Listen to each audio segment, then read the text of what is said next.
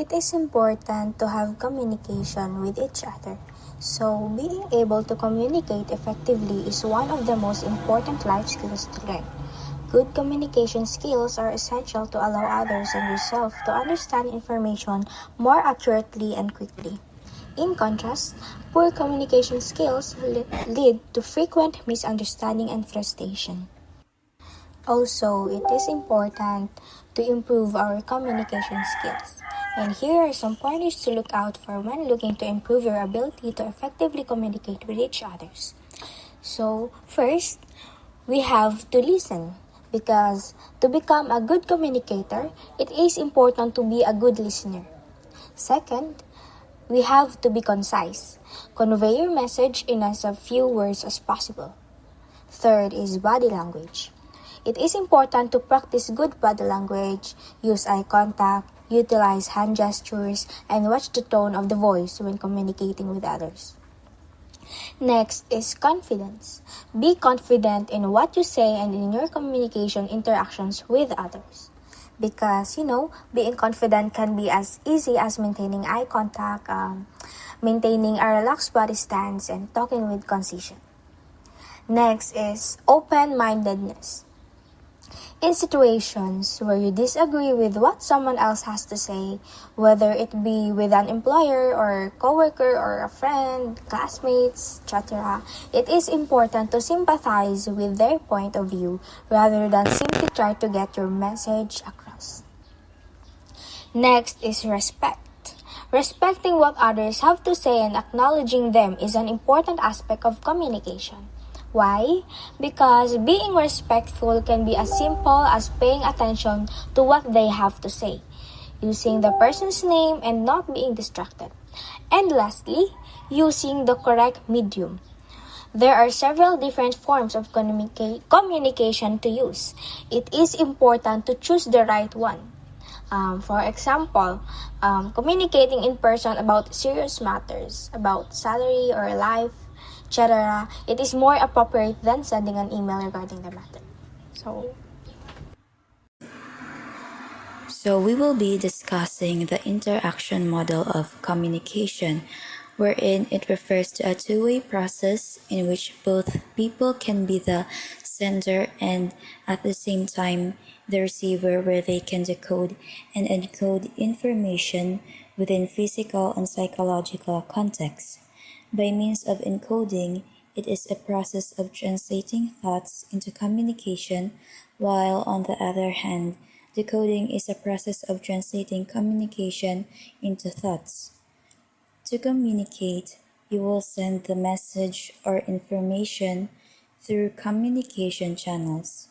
It is either verbal or nonverbal, like speaking, hand gestures, or body language.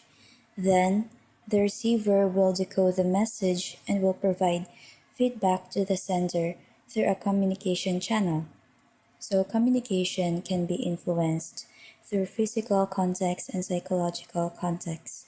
An example of physical context is the place where you at, like room, school, park, etc. And psychological context is your relationship with the person you will be talking to.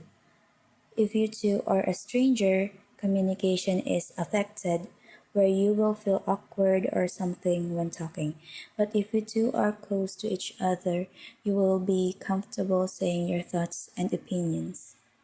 The example of this interaction model is our vlog, which is teaching to children.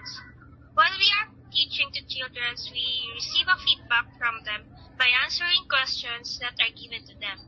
We and the children are both sender and receiver. Both of us do the feedbacking in which the cycle are repeated. Communication have principles. The basic principles are communication is integrated, meets needs, a process, guided by culture and context, learned and has ethical implication. Communication is integrated into all parts of our lives. So, meaning, in our whole life, there is communication and we can't able to live without the communication. Next is communication meets needs. So we have types of needs: the physical needs, instrumental, relational, and identity needs. For example, to the relational needs, we need communication to build and maintain a good relationships to others. Communication is a process because it's the first two steps taken in order to successfully communication, and it involves several components such as the sender and receivers of communication, and etc. Next, communication is guided by culture and context. Culture and context are actually influence how we manage communications that we engage in. Next is communication is learned. Every day in our life, there is communication. So by that, we can easily adapt and learn how to communicate with people. We can learn different languages as long as we want it, and it's up to us. And lastly, communication has ethical implication. It is how we use language and communication regarding what we believe to be right and wrong. So, the particular function of communication applied in our vlog is socio-psychological tradition, in which she said that socio-psychological tradition is interpersonal interaction and influence, which related to our vlog entitled Teaching Phonemic Awareness, because it allows us to interact and have influence with each other, most especially among those children we are going to teach. And also, in teaching, we use communication to deliver to our students what we are going to say or persuade. Since our vlog is about teaching phonemic awareness to children, the ethical considerations that must be applied are responsible thinking and the development of relationships.